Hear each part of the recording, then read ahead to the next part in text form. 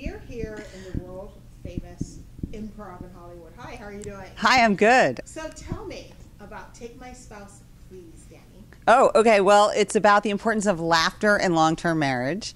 And it takes the rules of comedy, which I took from being a comedian for many, many years and still comedy thing. And also a course that I taught at UCLA in the rules of comedy. I taught performers how to become comedians. And so I took that syllabus from that course at UCLA and saw where it might apply to long-term marriage. So it's actually very helpful. Oh, absolutely. I can give you some clues. So the most important thing, which is chapter 1 in the book, is showing up. And as a comedian, the most important thing is showing up. You got to show up to your gigs, and it's true in marriage too. You just have to show up for each other. Even those things that you don't want to go to and you think, you should show up because you never know. You'll have a shared experience. Even if it's a miserable one, it's going to make a great story. And you'll just be there for your partner, which is a lot of what marriage is all about, being there for each other. And then the next thing is listening. It's very important to listen to each other, really, not like pretend to listen. In the same way that when a comedian's in a club, you don't pretend that things are not happening in the room. That's not what people pay the price of admission for. So like this, no. Whew. Yes, okay. But it is happening, and I know it's happening. So that's the thing you have to do in marriage. You have to know that things are happening in the same way that a comedian knows that things are going on in the room. So that's really, really important. And then the third thing, which comedians probably don't talk about, is you have to have sex. What? No, you do. You do. In the same way that I say sex is to marriage what jokes are to a comedy audience. Without it, everybody gets restless. So you got to be having sex. So you've been working as a stand-up comic for years, and so you know tons of people. Now, who did you get to sort of contribute to the book? Oh, well, I think the thing I'm most proud of or most excited about is an interview that I had with Jerry Stiller.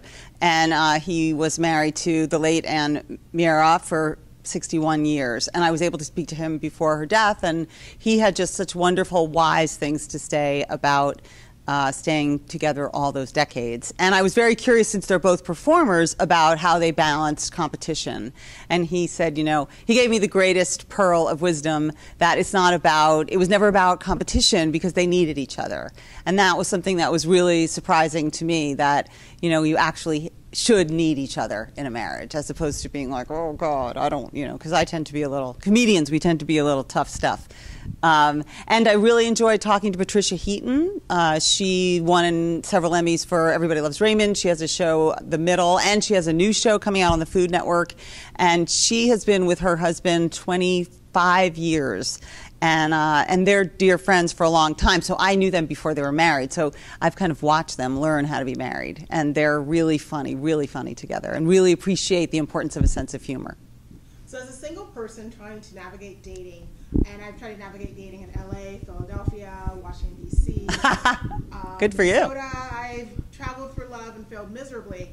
I am very curious about Take My Spouse, Please, because I think I'm doing something wrong, and it looks like you and a bunch of others are doing something right.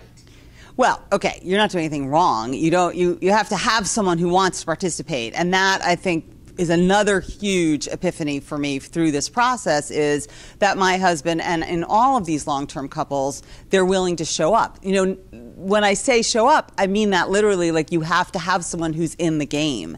And probably that's the most important thing to look for when you're out dating, is this person really going to show up? Because, you know, if it's just like, ooh, you're so entertaining for 5 seconds, that's not. I had someone say to me, for instance, that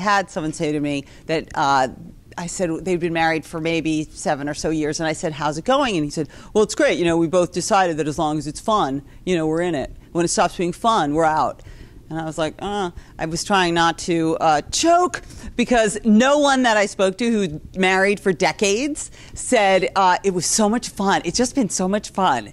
No one said that. Like they said a lot of things. Like, it's been challenging and fascinating and heartwarming and soulful and beautiful. And So I think that's the biggest challenge with dating, right? Is like finding a like-minded individual who wants what you want and is willing to work at it. And it's such a boring word to say work, because work is what we do to survive. So you don't really want to look at your relationship that way.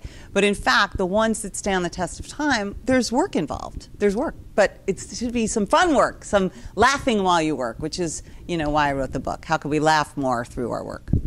Now, for anyone who would love to meet you, get the book signed. You said you're going on an 11-city tour. I am. When is it starting, and how can people find you? Okay, so the first stop is Memphis. I'll be in Memphis on October 29th. And then the rest of them you can find at daniklein.com. There's a Dani Live button, so just click it, and it has my whole schedule. And it's Rochester, New York, Westport, Connecticut, Allentown, all over. 2 locations in Florida, Atlanta, Detroit, Toledo, Ohio. So it's going to be such an interesting experience for me, because I actually haven't been to a lot of those places. So I'm looking forward to it a lot.